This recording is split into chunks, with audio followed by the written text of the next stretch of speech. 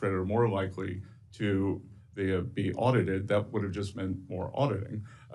There was also a proposal to track small payments, $600 on Venmo, and things like that, which has been pushed back also.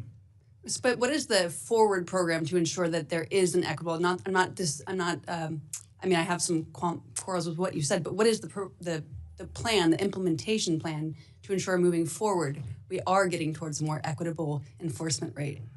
Look, we are reviewing the processes for who is audited at the IRS. There's been a great deal of politicization of that. So we are trying to stop that. And we are also going to look at the distribution of who is audited and why they are audited. Look forward to hearing more about how that is being implemented and how we can help you with that. So I think you and I agree that the current trading system has failed working people who are turning wrenches, driving trucks, changing diapers. Could you expand on how the proposed tariffs would ensure that there is upward pressure on wages? Well, I think that there are many parts to that, but the key to upward pressure on wages is more job opportunities. And what we have seen since what the so-called China shock after China entered the WTO was a large decrease in manufacturing jobs. And studies have shown that workers in manufacturing jobs have more potential for large-scale wage increases than service workers do. So moving more workers from service work to manufacturing should do that. And the administration is also trying to bring down the cost for working families. I agree, right? If you are trying to earn a living as a barber, you have to move to a city to earn a high wage. But if you're in a rural community where there's a factory job, you can own land, you can own your home. And I think one of your points about financial literacy is ensuring that we do have economic self-determination. You can buy the pair of boots that will last 5 years and not be in this pace. But there's a lot of work to do here, building real wealth and not the nominal kind of, I'm not really here to be a defender of the stock market. Most of the people I know don't trade stocks in my community. It's a question of being able to own land, having that capital access to start your own business, and some of the antitrust work to ensure there's a level playing field for small businesses like mine. I'm hearing from constituents who have questions about their tax returns and are having trouble getting a real person on the line to speak to. What can we do? What is your plan for decreasing wait times, for having somebody be able to actually talk to a human being when they call the IRS? Well, again, this goes back to my three priorities: collection, privacy, and customer service. So we are moving money into customer service at the IRS. And it's almost imaginable that the phone banks had the same number of operators 24/7, 365 days a year. So if one of your constituents called on Christmas Eve, they'd probably get through because there were so many idle phones. If they called on April 14th, there was no surge to help them. So, as President Trump has repeatedly said, this is a common sense administration. So we're going to have common sense for the IRS. Playoff season is for the first, from January 15th to April 15th, game days April 15th, and we're going to make sure that it's better staffed then. Thank you. I yield back. Thank you very much. Chair now recognizes the gentleman from Texas, Mr. Cloud, for his 5 minutes of questions. Thank you, Chairman, and thank you, Mr. Secretary, for being here. I think it was Albert Einstein who said that you can't solve problems with the same kind of thinking you used when you created them. And that's one of the things I certainly appreciate about you and the Trump administration and what you're bringing to the table. For a long time, we've seen the managed decline of America, and while many who run for positions that we hold will campaign on the need to do something, what we've seen is too often, and even because some of the politicking we've seen today, for the sake of politics, we've not been able to do the big hard things that we need to change course and get us out of the $36 trillion debt pathway and growing pathway that we're on, leading to that wall that you talked about. The American people have watched this all play out, realizing that their nation's been in decline and seeing what they thought was kind of the promise that if we put the experts in charge, they would run the government, we would have a regulatory pattern that worked, the wealth gap would close, America would be strong, and that has not happened. What did the experts get wrong that you're correcting? Well, sir, under President Trump's first administration, the wealth gap did close. That the bottom 50% of households by net worth saw their net worth increase substantially more than the top 10%. And we are aiming to do that again. That under President Trump's first term, hourly workers' wage gains were higher than supervisory workers. And look, what people got wrong was the shock. And there was this terrible policy of, it was essentially compensate the losers. And I do not think that the American workers are losers. They were simply cast aside as the necessary collateral damage in this unfettered free trade. And the free trade is not always fair trade, and we can see that from the large surpluses that these countries are accumulating on the other side. So we are aiming for fair trade to bring back high-paying precision manufacturing jobs to the U.S., and we are doing that. We're using tariffs, but we were also using the substantial deregulation, energy dominance. So we want to continue to make the U.S. an even more attractive location for manufacturing. It's interesting you talk about manufacturing. I think it was in 2008, the intelligence community put out a report. I talk about it a lot because they said the greatest transition of wealth, power, and influence is happening right now. And this was some years ago. They said we expect it to continue, and it was going from the Western countries to the Eastern countries. And they said it was happening because we were sending manufacturing overseas and we were sending oil and gas revenues overseas. And yet they said it was like an unsolvable solution, yet we have the Trump administration who's coming in and solving what seems to be not an easy solution, but a very clear solution in bringing manufacturing back and bringing oil and gas back. And appreciate it. I wanted to ask you, because there was a comment about the bond markets, and certainly that's really is a concern. We need to make sure that they stay strong and that the dollar stays strong. Are the bond markets more affected by the tariffs and the concern we see in them now? Are they more affected by the tariffs or out of control debt and the fact that Congress can't seem to get our fiscal house in order? Well, I will tell you that the large stock of government debt is why I'm sitting here now, as opposed to back in the private sector. I became so alarmed by what was going on under the previous administration, this deficit that we had, highest ever, that when we weren't at war or weren't in a recession, and it's unsustainable. And I thought it was deeply cynical. And if we'd done it, if we continued it, then we would have gone into a malaise where we couldn't grow ourselves out. We would have probably been forced into looking more like a European-style economy, very high government spending, lack of innovation, and lack of mobility. And that would matter for us here at home, but certainly even for the world, because we've kind of been the innovation engine of the world. Yes, sir. But what we've created in the U.S. is this barbell economy, and the Trump administration is attempting to remedy that. On one side, we have financial services and the tech sector, which are forward-looking and the envy of the world. On the other side, we are a natural resources economy led by energy, which the previous administration, they stopped permitting for LNG facilities. But the arc in between is what we were missing, are these manufacturing jobs, and that's what we are trying to bring back. Thank you, Mr. Secretary. Thank you. The chair now recognizes the gentleman from Maryland, Mr. Ivey, for 5 minutes of question.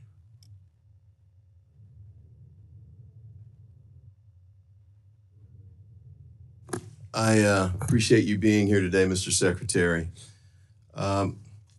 wanted to ask you a few questions about Doge and the role it's playing at Treasury. You came into office, I guess you were sworn in on the 27th, was it? You were confirmed by the Senate on the 27th? Is that about right? 28th. 28th? Okay. And then you started working at Treasury immediately after that?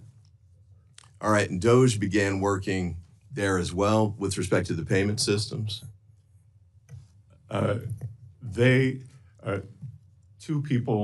Two individuals from Doge who were actually Treasury employees were on site. Okay. And I believe you were approached by the highest ranking career official at Treasury, David Lebrick. Am I pronouncing his name correctly? I believe it's Lubrick. Lebrick? Okay. What was the nature of that conversation? I assume this was about the Doge issue, but tell me briefly what that conversation was about. Well, that conversation was about a discussion of the payment system. And when I go back to what I didn't know, I think I walked in the office around 3 p.m. and I think he and I were having a conversation at 4:30, and I got to ask for the short version. Oh, no. Okay. But I will tell you that when we were talking about the task, that it was people like this individual who were hitting send on the payments. So, I've come to find out that he's part of the Okay, I problem. apologize. I'll have to get that later from you. Yep. Feel free to send in substance of the discussion in a letter. But I guess what I was going to ask was, you just mentioned there were two people who were working with respect to Doge at the time. Yes, sir. And Mark Elez was one of those? I'm not sure. Not sure? You're not familiar with that name? I don't recall that name. I interviewed Tom Krause and personally recommended him to work at Treasury. Okay. Well, Mr. Elez had worked at Mr. Musk's SpaceX company. And the Wall Street Journal issued a story, I think around February 7th, that talked about statements that Mr. Elez had made in the prior year. One was, you could not pay me to marry outside my ethnicity. Another was that he wanted to normalize Indian hate. The third was, just for the record, I was racist before it was cool. And another was, I just want a eugenic immigration policy. Is that too much to ask? This man resigned shortly after that article was published, but you don't recall him being there? Congressman, I did not recall that individual's name, but that individual was terminated. He was terminated, okay. Well, I appreciate that. Although it appears that he then later turned up that he was rehired, I guess, and that he's continuing. Not by Treasury, sir. Okay, but he was continuing to do work for Doge, but in this instance, HHS and three other departments. You have no idea. I didn't follow his career. Okay. Wait, you didn't catch J.D. Vance saying that he didn't think he should be terminated? Did you miss that too? I don't recall that. All right. Do you recall Mr. Trump saying that he should have a second chance? I don't recall that. No. Okay. And do you recall Mr. Musk saying he should be given a second chance as well? No, sir. All right. Well, I guess the main question too here is, what exactly was the vetting practice that you had in place before you brought on these two people and gave them access to the payment system, which is $6 trillion? Well, sir, they did not have access to the payment system, or perhaps we have a different definition of access. They had read-only abilities, and they were there for tech support to look at the payment system, the ERP system, just like any private enterprise.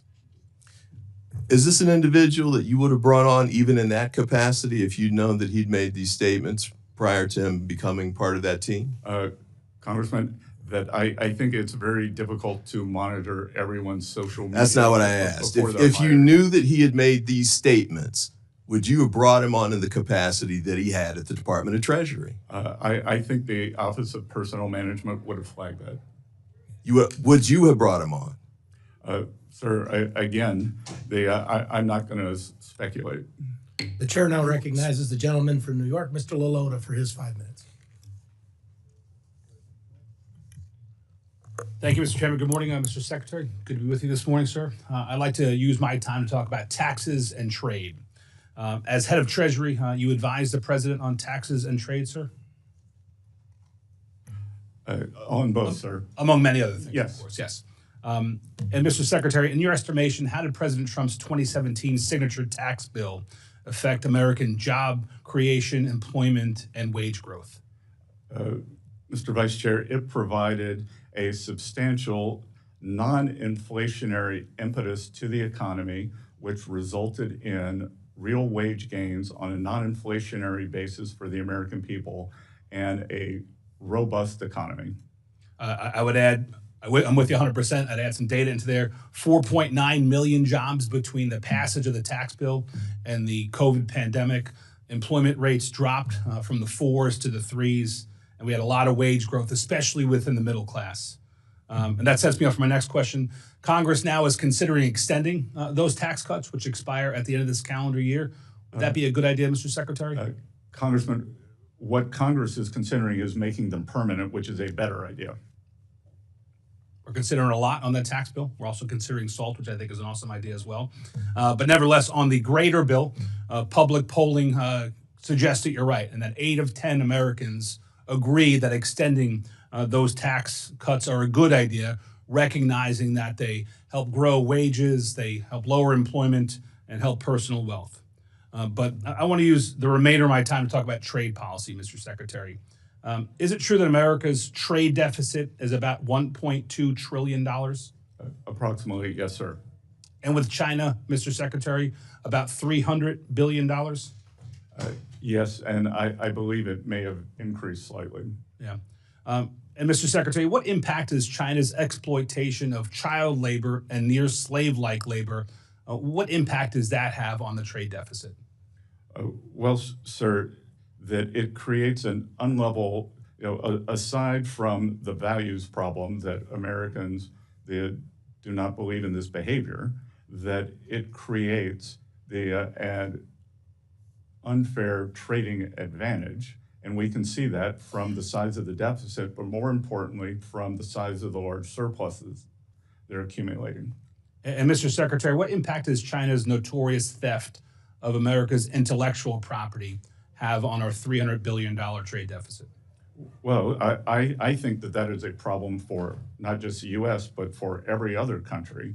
And to the extent that they are able to leapfrog, whether it's with technology, whether it's with products, then that creates a huge advantage that has given them, it's back to one of the cornerstones of the problem of trade, that if you don't have to spend money on R&D, then you can spend it on manufacturing, cheap manufacturing.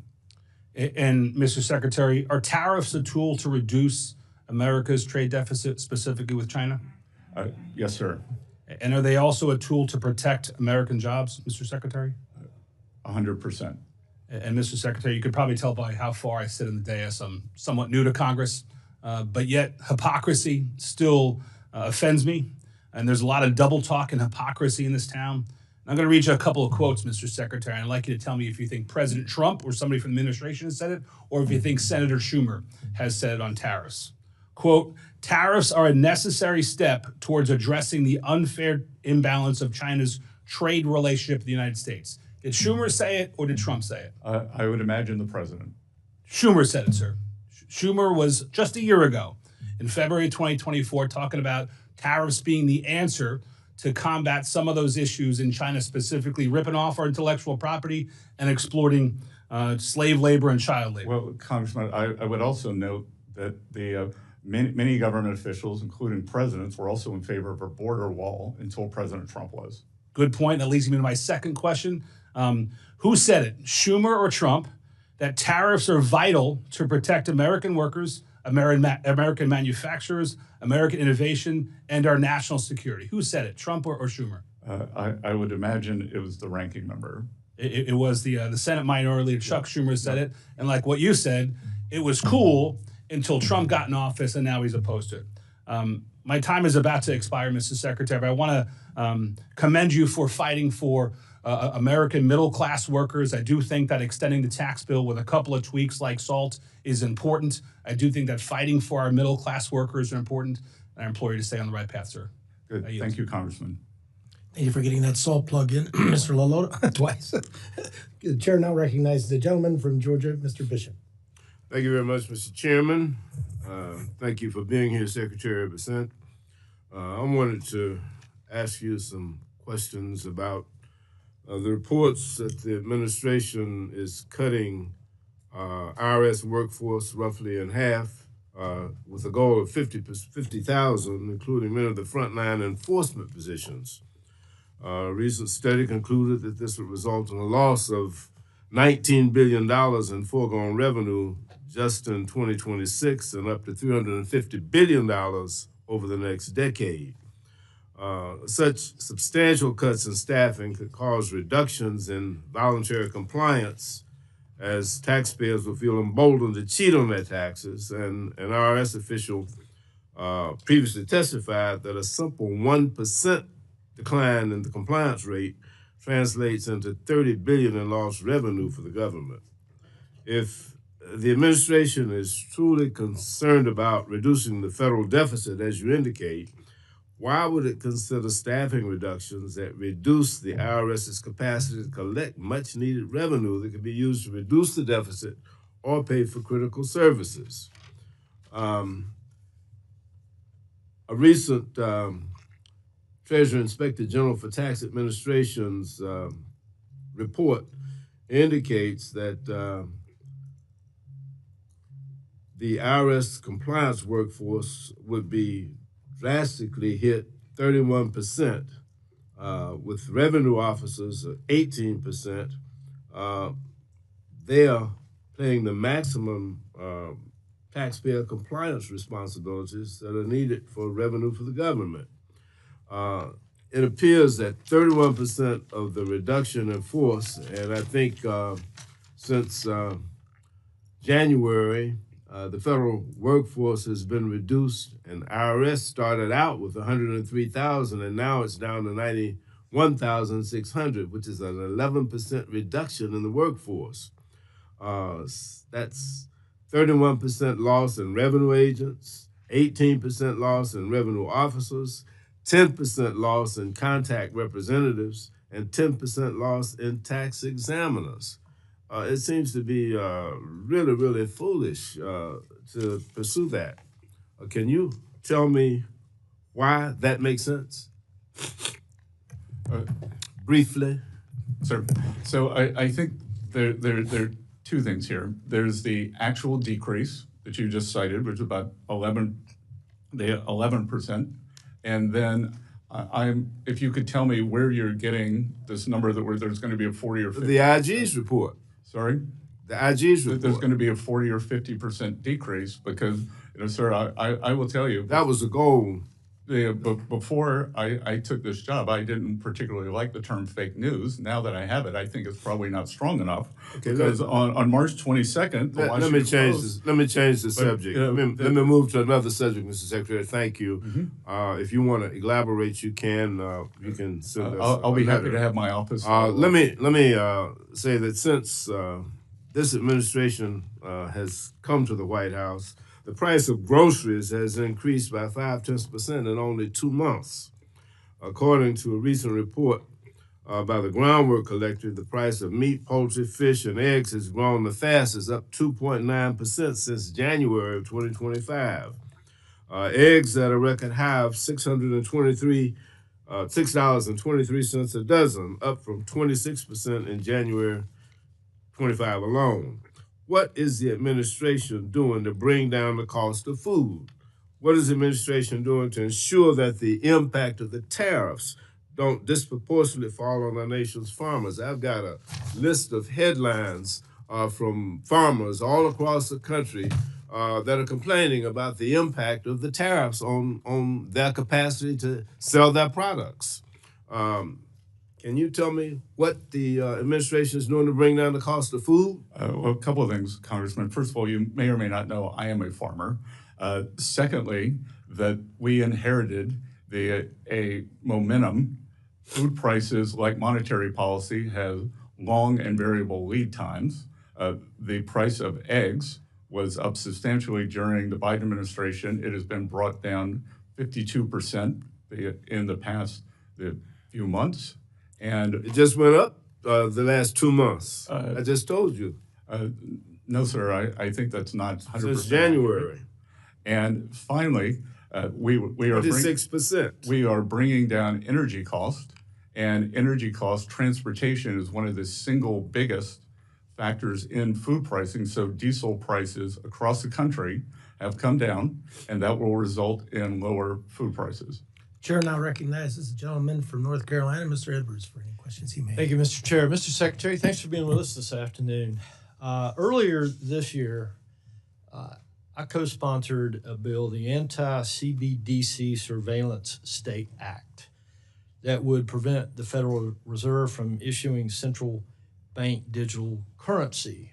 Many of the folks that I represent are concerned about the security of such a currency and the privacy of their information were such a currency to be used. Can you give me your perspective and maybe the administration's perspective on the place for digital currency? Sir, we believe that digital assets belong in the private sector.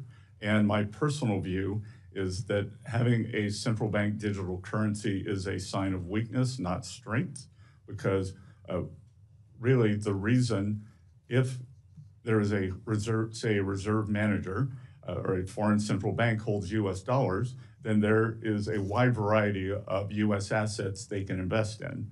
You would create a central bank digital currency just for ease of use because there are no good choices for underlying assets. And so you're saying you would not be in favor of the Federal Reserve issuing such a currency? No, sir. Right. Thank you. Can you tell us real quick, at what point do you believe that our debt levels would no longer be sustainable? And then as the second part of that is, what would that look like? If our debt were no longer sustainable, what would that look like to the American family? We talk a lot about debt up here. We put forth some elaborate graphs and charts, and we hear all kind of economists using big, long words. I need to be able to describe to the people back at home what that might look like in their lives were we no longer sustainable. Well, it would look like a sudden stop in the economy as the credit would disappear, as markets would lose confidence. And I'm committed to that not happening. And again, a tipping point in debt sustainability is very difficult to pinpoint, but what is not difficult to pinpoint is a trajectory. And the trajectory is unsustainable when and if the markets were to rebel against is very difficult to know. I think, just as I talked about the warning track for the X date, I think it's very important not to go on the warning track, and we've got to get to the other side of this and start reducing the debt. And the debt numbers are indeed scary, but the Secretary Yellen and I both agree that it is the debt to GDP that is the important number. So we are trying to both control the absolute level of debt, pay it down, but also grow the GDP. And so I applaud your approach towards the debt. Give us an idea of where is that tipping point? How close do you think that we might be to that? Again, sir, I think what the market, having been in markets for 35 or 40 years, what the market is more concerned about is a trajectory. Are you on a trajectory that is unsustainable, or are you, as we said during COVID, bending the curve? So the goal here is to both bend the curve, but to grow the denominator and use growth and spending constraint to solve this problem. And thank you for that. And as part of the president's cabinet and seeing more inside what's taking place than any of the rest of us, what role would you say that DOGE is playing right now in prolonging that tipping point and reversing our fiscal trend? Well, I think DOGE or any other measure to constrain the spending is admirable, important, and necessary. And if we don't do that, as I've said, ranking member, they have mentioned it, we do not have a revenue problem, we have a spending problem, and we have to bring this spending under control. Thank you. I've got just a few seconds. Can you tell us what keeps you up at night regarding cyber threats to our Treasury system? Well, it's cyber threats across the entire financial system, sir. And that's why at Treasury, we are leading the effort for more resilience within the entire financial system, whether it's across the banking system, the payment system, and the Treasury system. As you would have seen, Treasury was hacked last year. We've just discovered an OCC hack that discovered last year. So these hacks are real and dangerous. Thank you, Mr. Chair. I'll yield. Thank you. The chair now recognizes the ranking member of the full committee, Mrs. DeLauro, for any questions that she may have for 5 minutes. Thank you very much, Mr. Chairman. My apologies for being late, and apologies to you, Mr. Secretary, but lots of hearings happening here. So just a couple of points, and I want to ask my question. It's just a follow-up on this IRS piece. I think it's very interesting that, well, first of all, I totally disagree with you, Mr. Secretary. We have a revenue problem, and that's where the IRS comes in. And we think about the debt. We think about the $2.3 trillion that was the debt really built up with the tax cuts to the wealthiest and the biggest corporations in 2017. We're now looking at an additional $4.5 trillion in tax cuts, which are making their way to, again, the richest and to the biggest corporations. That is debt. And that is something that I don't know about yourself and others in the administration who refuse to see that kind of debt. And the almost unbelievable piece of this is the IRS 2024. We invested in it, able to recover more than $1.1 billion from roughly 1,600 millionaires.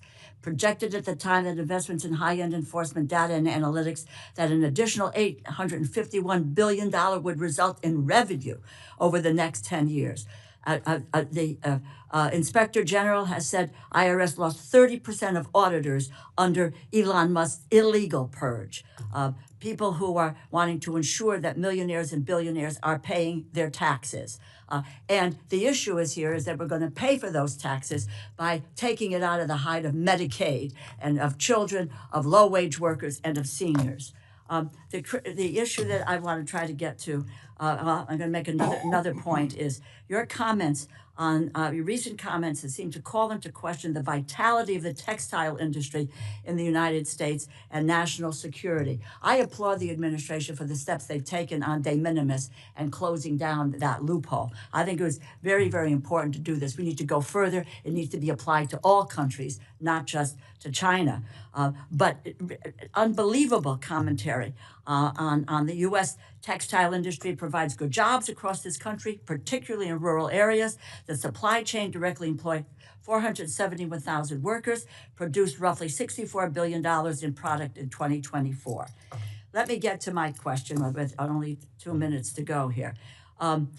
This is the dealing with is standing up for a mechanism in the U.S. to screen our investments in China, to ensure capital, technology, and know-how are not fueling the capabilities of the Chinese Communist Party.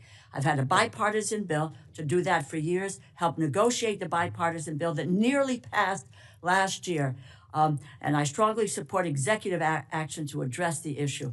In fact, we got appropriated funding for Treasury to implement the executive order on outbound investment. Mr. Secretary, I understand that the administration is currently reviewing the executive order. There's a clear bipartisan consensus on the need for an outbound mechanism of that screening regime. Let me ask you, do you support the implementation of such a regime? Thank you, Congresswoman. This is a very important issue. The outbound security program is an important new tool in our effort to restrict the PRC from exploiting U.S. investment. The program just began a few months ago, and we are learning and we anticipate gaining important visibility into U.S. persons' investments involving PRC entities. We appreciate the interest from Congress, and while legislation is important and helpful, I would like some time for our process to inform any legislation. We would like any legislation to be both flexible and durable. Well, you know, in your confirmation hearing in January, you noted, and this is a quote, "We should have a very rigorous screening process for U.S. investments in key sectors that could go to China." And in March, you said, "We will make sure that our outbound investment doesn't get used against us. We are going to continue investigating this and where necessary to block it." I heard your answer, and quite frankly, it sounds a little bit wishy-washy. I want to be clear about this. You have expressed support for outbound investment for months now. Has that changed in any way? What's the status of the administration's review of that order? What about the timeline on this, because it's an important issue? And can you commit that your department will enforce this executive order to its fullest extent? I have not changed my position. As I said, we are looking at what is working, what isn't, and how the best enforcement mechanisms. And when a bill comes forward, again, we want it to be fulsome and durable, and a 2025 bill for all the nuance that goes with this.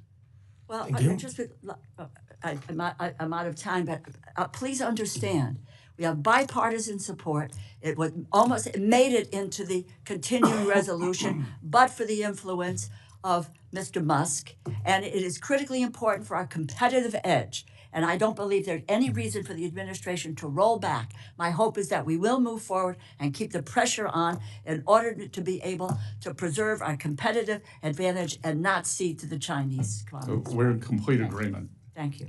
Thank you, Mr. Chairman. I would not want to interfere with that bipartisan moment. Okay. And it's bipartisan legislation, as you know. I appreciate that. Great piece of legislation. And the chair will now recognize the gentleman from Nevada, Mark Amade, for 5 minutes of question. Thank you, Mr. Chairman. Hi, Mr. Secretary. First of all, I want to thank you for your availability during this time since you've been confirmed and stuff like that. I know nothing's been going on that affects the Treasury Department in any way, and I appreciate having access to you via phone over an issue that wasn't important. So, thank you very much. I want to just ask you a couple of questions, kind of relative to our conversation, and that is, I know that the president has said quit producing the penny. A lot of reasons, you know, arguably you lose 2.5+ cents for every penny you produce in signerage, and you don't have to get up too early to do the math on that sort of thing. But I think in the timing of doing that, if we're going to eliminate the penny, which has to happen here, I would like to know who it is, who's kind of the tip of the spear on your staff at Treasury. I already have the Mint information, but at Treasury, as far as those issues go, and I'll tell you why I want to know is, I think there are some issues regarding what it costs to produce a penny. I don't know if it's going to get you. I don't think it'll get you down to a cent, so it won't be that argument. But quite frankly, stacked up behind it is what it costs to produce a nickel and what it costs to produce a dime.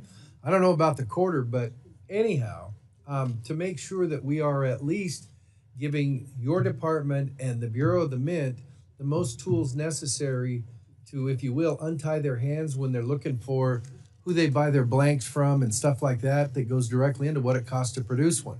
So my first question is, who's kind of in charge of that? Since I know you've got other things to do, but ultimately, so that we can start that dialogue with where do we go from here, and if we're going to get rid of, and I know there's been legislation introduced in the Senate to get rid of the penny altogether, except for collectors. So who's the point man or woman on your staff? Congressman, it would be my recently confirmed deputy, Mike Faulkner. Okay. And I would also say, with the nickel and the dime, the nickel costs more than a nickel to produce, but we are looking at material changes in the materials that would reduce the cost to or below a nickel, and then I believe the dime is profitable. And I guess that brings me to there is legislation you might want to warn your recently confirmed deputy. H.R. 1278, bipartisan, gives you guys the chance, without coming to us every time, to basically make changes in the metal of that sort of stuff so that you can keep ahead of those sorts of things. So if you would, unless it's sitting here, whatever, it's like, hey, we're going to be calling you up. The idea is to solve the problem if it's solvable and move on from there so you guys can do other things with your time. Yes, sir. We've been reviewing that. Good. Glad to hear that. So have you taken a look at the Senate bill that says no more pennies? And I guess other countries have rounded up to the nearest 5 cents. And my research says, well, it wasn't the end of the world. So Well, sir, we are also encouraging rounding down. okay, that's good. Great answer. You know what? I'm going to reward good performance. I yield back, Mr. Chairman. Certainly appreciate that, Mr. Amade. I understand you have the hard stop at 11:30. I'd like to honor that. I want to be fair to my fellow committee members, though. In doing so, not all of us will be eligible for a second round, but certainly my ranking member, Mr. Hoyer, would request that he have a chance to ask you another question before the stop. Mr. Secretary, first of all, let me say that I believe the Congress is being taken for granted in the policies being pursued. I think, frankly, some illegal things are being done. Not by you. I'm just talking about the administration in terms of federal employees. I represent 77,000 federal employees who came here to work for the government, and that's why they're here. I've worked very well with Republicans throughout my career, which is now in its 45th year. I want to do that some more because I think that's the best interest of the country. I believe you're one of those who has a shot at keeping us on a somewhat even keel. I mean that as a compliment, but obviously it's also a concern.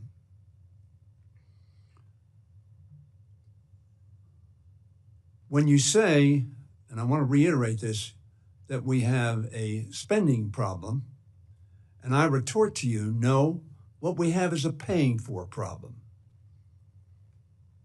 If I make $1 million, I can spend $999,000 less taxes. But if I make $500,000, I spend $1 million. That is a paying problem because I don't pay for it and I accumulate debt. That's how debt goes. Now, I was here in the Reagan administration some period of time ago. We were told that the tax cuts that were passed in 1981 were going to pay for themselves. They did not. It perhaps will surprise you, maybe you know this figure. The largest increase in the national debt was under Ronald Reagan, the only president who had a triple-digit, 189% increase in the national debt during the course of his term. It might also surprise you that Clinton is the only one who was 30% or lower since Ronald Reagan. Clinton is the only one who balanced the budget. Now, one of the reasons we did so is because we had bipartisan objectives. The Republicans wanted to cut taxes. which is their mantra. And we wanted to invest, as we call it, as opposed to spending, in children's education and people's health care, in safety, et cetera, et cetera. If we continue this logic that we have a spending problem and discount taxes as spending, when we did the tax increase under in 2017, you may recall, the Republicans gave themselves a $1.5 trillion headroom. The reason it was limited to that is because the senator from Tennessee wouldn't go higher than that. So in other words, a $1.5 trillion unpaid for headroom to give a tax cut. That is spending, because you're cutting prices while increasing costs. That's what causes deficits. Some of my Republican friends, I'm a strong supporter of national defense, but I do not delude myself that raising $150 billion in national defense expenses don't cost taxes. We don't have $150 billion to either cut taxes with or to spend money with. So we borrow. And when my friend talks about hypocrisy, we all know if you spend more than you get, you go into debt. And that's what we do as a country on both sides of the aisle. And we need people like yourself to be honest with those with whom you work and honest with the Congress of the United States in terms of the ramifications of the actions. I know you are a strong supporter of permanent increase. You're not a strong supporter of paying for it.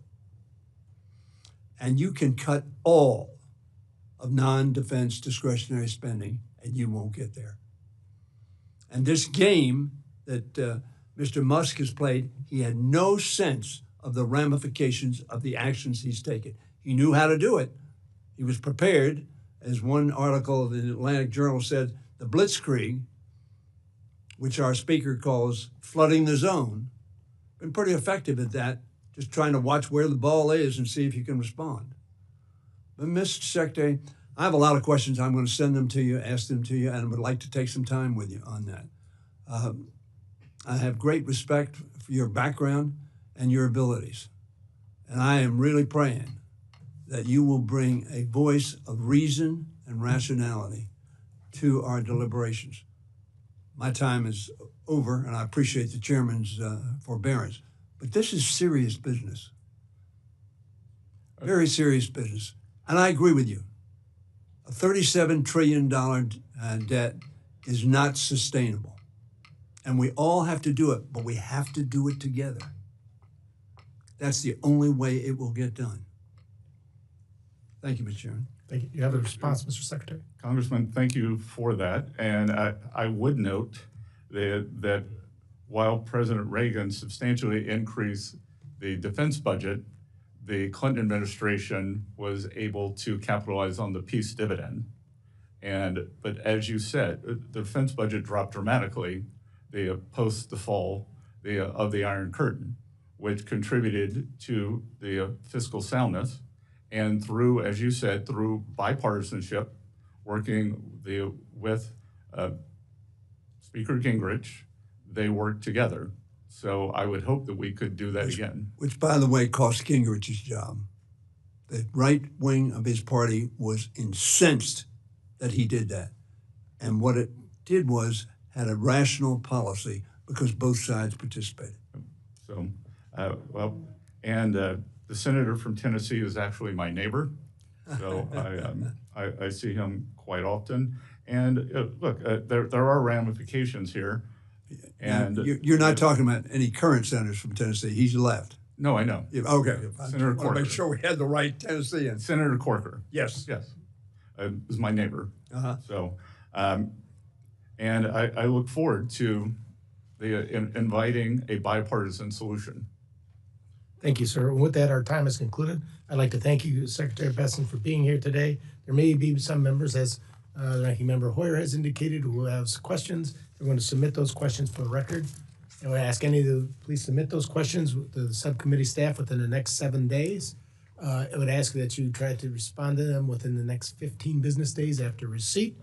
Thank you. With that, the subcommittee stands adjourned. Thank you.